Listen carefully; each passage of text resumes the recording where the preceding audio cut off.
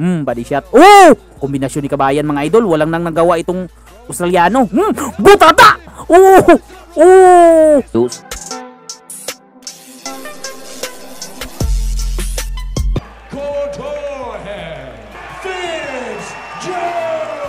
Ito na mga idol, ang nag-iisang Pilipinong mapalaban natin ngayong araw sa Australia. August 23, 2025. Ito ay ang laban ni Jan Cortejos versus Tommy Fitzgerald. Ito palang Australiano mga idol ay isang top prospect ng bansang Australia na isang walang talong boksingero na may 7 wins. Kaya naman delikado si Kabayan dito. Tapos napakalaki pa nitong Australiano mga idol. Kitang-kita naman natin sa physical differences ng dalawang boksingero na masyadong maliit si Kabayan kontra sa Australiano.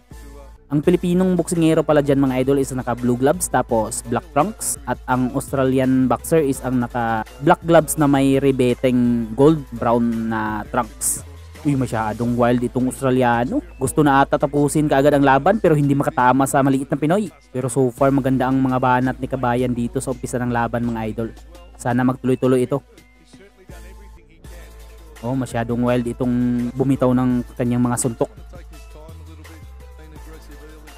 Tommy Fitzgerald, itong Australiano mga idol. Labanan ng clinch mga idol.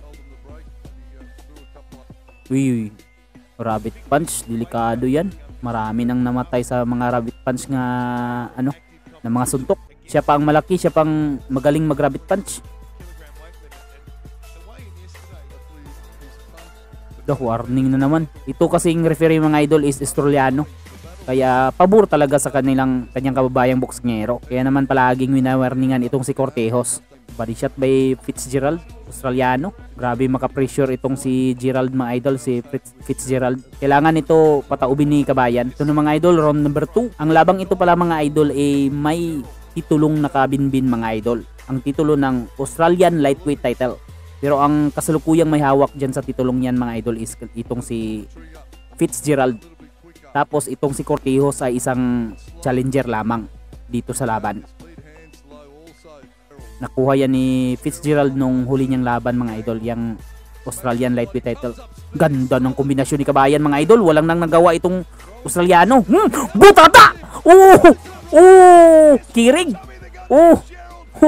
Tuwara! Knockdown ang Australiano mga idol. Maro kay referee. Pinapatagal ang laban. Pinatagal ng referee ang bilang mga idol para makarecover pa. Muntikan ng matulog. Ito, bumabanat na si Kabayan. Prospect yan ha. Prospect ng Australia ito mga idol. Parang mapapahiya sila dito sa ginawa nilang tune up ha. Ang mali lang nila kasi Pilipino ang ginawa nilang tune up fight. Masyadong mayabang yan sa weigh-in mga idol.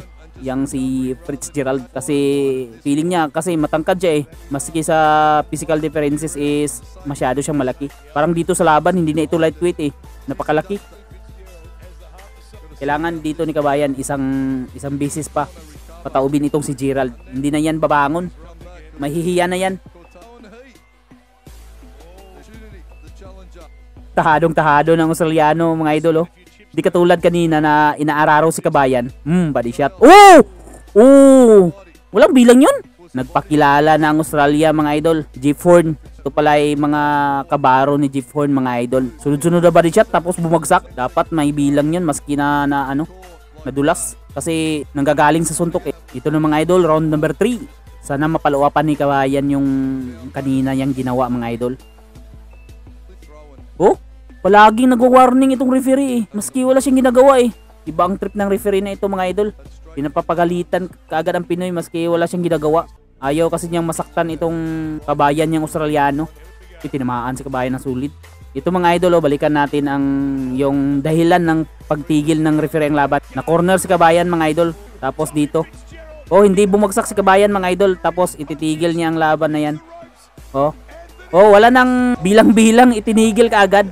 Grabe, nagkaroon lang ng pagkakataon ang referee na itigil ang laban sa round 3 dahil na corner si Kabayan at hindi sumusuntok. Itinigil na nila ang laban. Kaiba talaga itong Australia mga idol. Ito na mga idol, panalo Australiano mga idol kasi itinigil ng referee ang laban sa round 3 mga idol para maligtas itong boksingero nila.